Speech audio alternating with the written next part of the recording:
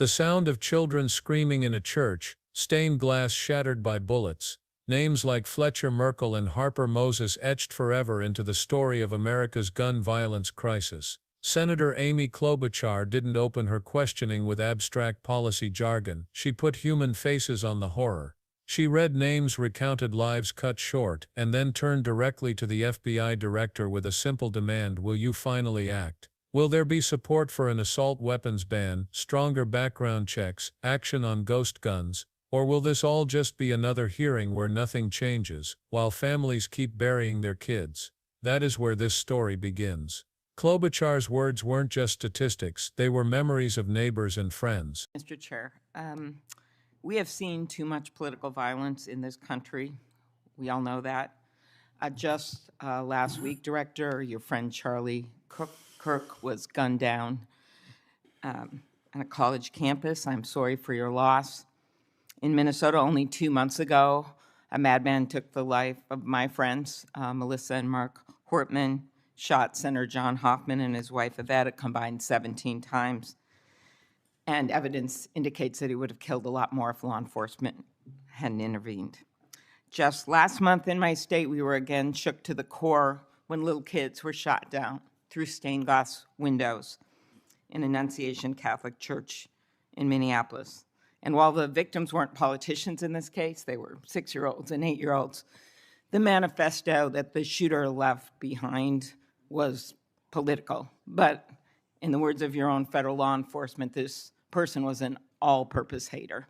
Went after blacks, Hispanics, the president, Muslims, Jews, nearly everyone.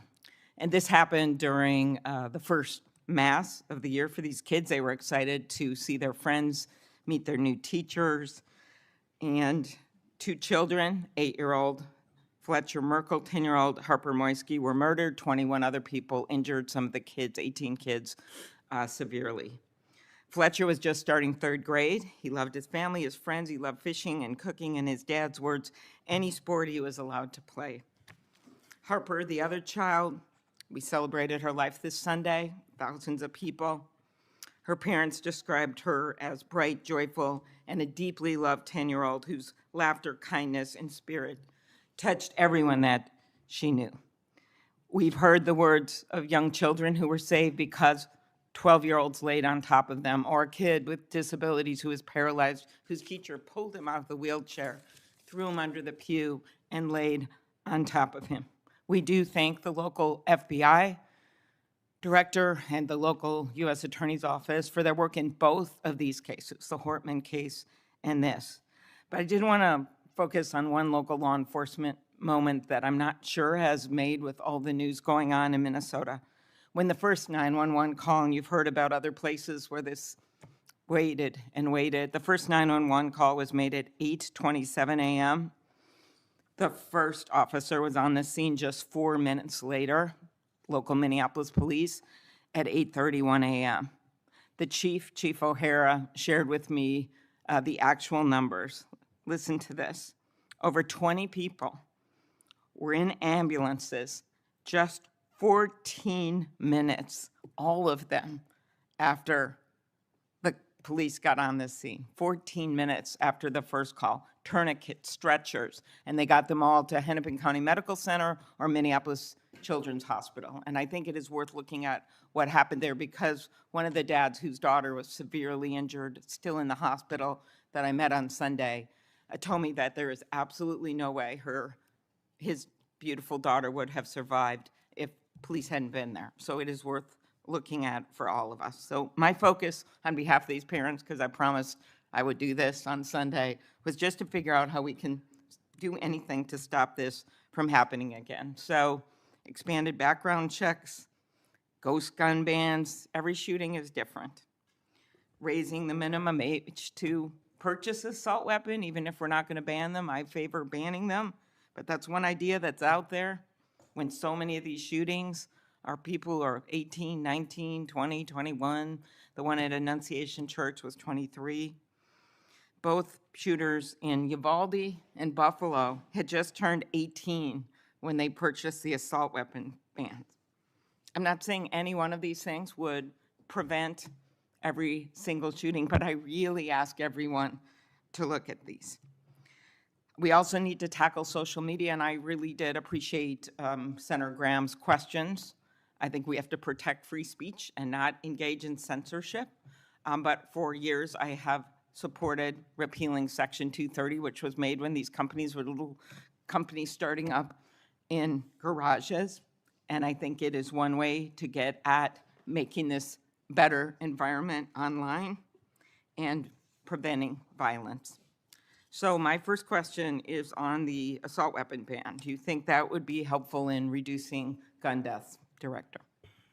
Senator, if I may, I want to answer the question, but thank you for your remarks, especially it relates to my friend Charlie, and I share and relay my remarks, my sentiments to you. Minnesota has suffered untold tragedy in these last few months, and whatever creativity we can use to eliminate even just one shooting, one horrific death, I am in favor of engaging with Congress fully to do. I don't have the answers. I don't know what will eliminate it in its entirety, but I'm willing to engage and explore new ways with you, Senator.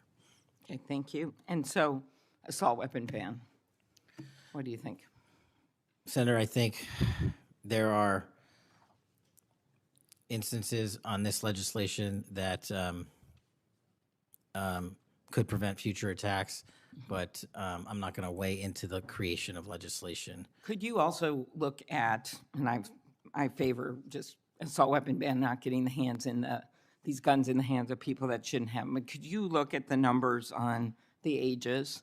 Yes. Because from 18, even going from 18 to 21, which wouldn't have prevented the shooter in Annunciation Church from purchasing that gun. He purchased several the same day. Over 100 rounds were fired from the assault weapon through the stained glass windows. So if you went up to 25, it would have stopped that immediate purchase and probably saved the lives of these kids.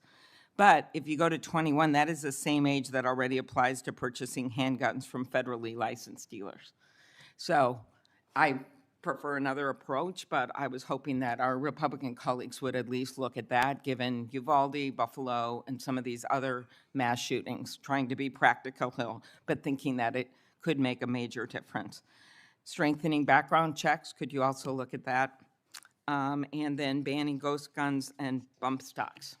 What do you think of that? So, Senator, you're talking to my heart here on one of the core missions at the FBI, which is our CGIS facility in Winchester, Virginia, which is our hub for our NICS checks, our NCICs, our capabilities on when we have, I think it's 19,000 state and local community law enforcement come to us for these background checks. We're trying to make that processing as fast as we can so we can get them real-time information. I think we have a 93% clearance rate in 15 minutes as it relates to ghost guns, but we can do better. All right, well, just if you could get back to me on all those and talk to the White House. Threats against elected officials have increased exponentially. Members of Congress received more than 9,000 threats last year, up from 1,600 in 2016. There's been a lot of talk about the rhetoric and the like. And if we want to move forward on things like Section 230, or even look if we can do anything on guns, I do think we're going to have to be honest about this all-purpose hater issue, and it has bothered me, this thing, we're going to go after this group, we're going to have to go after this group. I just want to, for the record, show that the murder of Speaker Hortman and her husband, Melissa and Mark Hortman, shot alongside Senator John Hoffman and his wife, who survived only because law enforcement intervened in time. 2 children, Fletcher and Harper, killed in front of classmates who were left to perform acts of bravery that no child should ever have to imagine. 12-year-olds laying their bodies across others to shield them. A teacher pulling a disabled child out of a wheelchair and covering him with her own body. This wasn't a policy debate, it was a roll call of lives destroyed. And it set the stage for a question that demanded honesty. How many more of these stories before something changes? When Klobuchar turned to Director Patel, she asked directly, "Do you support an assault weapons ban? Stronger background checks, bans on ghost guns?" There was no space for abstractions here. This was about immediate practical choices. Patel gave the kind of careful answer you expect from someone trying to avoid political landmines. He said he would engage, he said he didn't have all the answers, but he avoided outright commitments. For the families who had just buried children, those words felt too thin. And Klobuchar wasn't going to let it slide. She pressed harder on the core issue, the weapons themselves. Too many mass shooters are young adults, barely 18, buying military-style rifles and firing hundreds of rounds. Klobuchar laid out case after case, Uvalde, Buffalo, Minneapolis, and pointed out a pattern. The shooters had just turned 18. She pushed the idea of raising the minimum age not just to 21, but even to 25. If that law had been in place, she argued, Fletcher and Harper might still be alive. Patel nodded, acknowledged the data, but still resisted endorsing a law. The contrast between a senator demanding action and an official sidestepping specifics could not have been sharper. Then came the issue of ghost guns, firearms assembled in basements or garages, often 3D printed, untraceable, and sold in parts kits to avoid regulation. Klobuchar described them as deadly loopholes you can order online. Patel admitted the FBI sees them as a rising problem. He pointed to data showing thousands of ghost guns appearing in crime scenes, and he promised that the Bureau's background check systems were working at a 93% clearance rate. But Klobuchar cut to the heart of it. Speed isn't the problem, it's completeness. Too many gaps in reporting, too many sales slipping through unregulated, too many tragedies caused by weapons that law enforcement can't even trace. She then shifted to background checks, one of the most widely supported reforms in the country. The FBI runs them, but Klobuchar pressed on the fact that private sales and online loopholes let dangerous people avoid them entirely. Patel conceded that without universal checks, no system could ever be airtight. That moment revealed a truth many politicians dodge: the laws on the books are only as strong as their weakest loophole. And right now the loopholes are big enough to drive a truckload of weapons through. But Klobuchar didn't stop at guns. She turned her fire toward the digital world where so many of these shooters are radicalized. She pointed at Section 230, the decades-old law that shields tech companies from liability for user content, saying it was written when these platforms were little companies in garages. Now, she argued, those protections allow billion-dollar companies to recommend hate-filled content, radicalize vulnerable young men, and profit from the clicks. Her stance wasn't about censorship, it was about accountability. Patel admitted that much of the radicalization is linked to loose groups overseas, but even he acknowledged the domestic consequences are very real. In one of the most chilling but important moments, Klobuchar reminded the committee that not every tragedy ends in as much loss as it could. She described how Minneapolis police responded within 4 minutes of the first call at Annunciation Church, and how in just 14 minutes, ambulances were moving over 20 victims to hospitals. Parents told her flatly, if not for that speed, their children would be dead. Klobuchar's point was clear: prevention is critical, but when prevention fails, local coordination and emergency medical response are the difference between dozens of funerals and survivors who get another chance at life. Then came the harder truth, the politics. Klobuchar cited the skyrocketing threats against public officials, over 9,000 last year, compared to 1,600 less than a decade ago. She warned against framing this violence as a left versus right issue, noting that extremists have targeted people across the spectrum, from lawmakers to Planned Parenthood to Catholic churches. But she also cited data that cannot be ignored. A majority of recent deadly political violence has come from the far right. She asked Patel to push the White House and his own agency to treat the rhetoric honestly and stop the blame game. Patel promised to convey that message. What Klobuchar achieved in this hearing was powerful. She took something that's usually reduced to slogans, gun control, background checks, Second Amendment, and put names, faces, and numbers on it. She showed that reform isn't about ideology, it's about survival. She linked the story of Fletcher and Harper to the question of whether an 18-year-old should be able to buy hundreds of rounds on the same day. She tied ghost guns to the reality of anonymous weapons flooding crime scenes. She connected social media policies to the radicalization pipeline that turns online hate into real-world slaughter. This is the conversation America has been avoiding for too long. It's easier to talk about politics than people. But Klobuchar's testimony reminded us that behind every statistic is a parent burying a child, a community shattered, a classroom scarred forever. And the question that remains is whether leaders will match that urgency with action, or let it fade into another forgotten headline. If you felt the weight of those stories, then this isn't just a video to watch, it's a call to act. Support universal background checks, push for ghost gun regulations, demand accountability from platforms profiting off hate.